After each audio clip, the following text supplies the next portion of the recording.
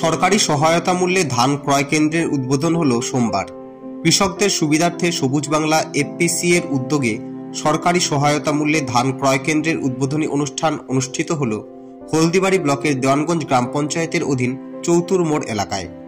সরকারি সহায়তা মূল্যে ধান ক্রয় কেন্দ্রের উদ্বোধনের ফলে ধান বিক্রেতাদের তথা কৃষকদের অনেক সুবিধা হবে বলে জানান স্থানীয় কৃষকেরা।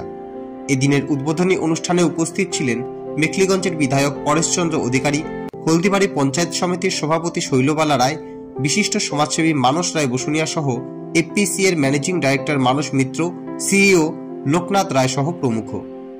সবুজ বাংলা এফপিসি তাদের আহ্বানে আজকে এখানে ধান ক্রয় করা হচ্ছে সরকারি নির্দেশে।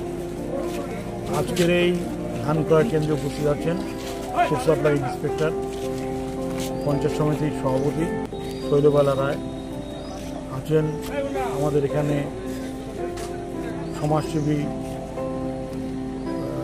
মানস রায় বসুনিয়া এবং অন্যান্য ব্যক্তিরা তারা উপস্থিত আছেন। আজকে এখান থেকে এই চৈতুর মোড়ে গত বছরও ধান কেনা হয়েছিল, আজকের থেকে ধান কেনা শুরু হবে। সরকারি ন্যায্য মূল্যে ধান দিতে মানুষ আগ্রহী, তারা চেষ্টা করছেন যাতে প্রতি বছরের ন্যায় বছরও তারা ধান দেবেন এবং আজ থেকে শুরু হলো ধান ক্রয় কেন্দ্রে তারা ধান এখানে কেনার জন্য তারা প্রস্তুত হয়ে আছে।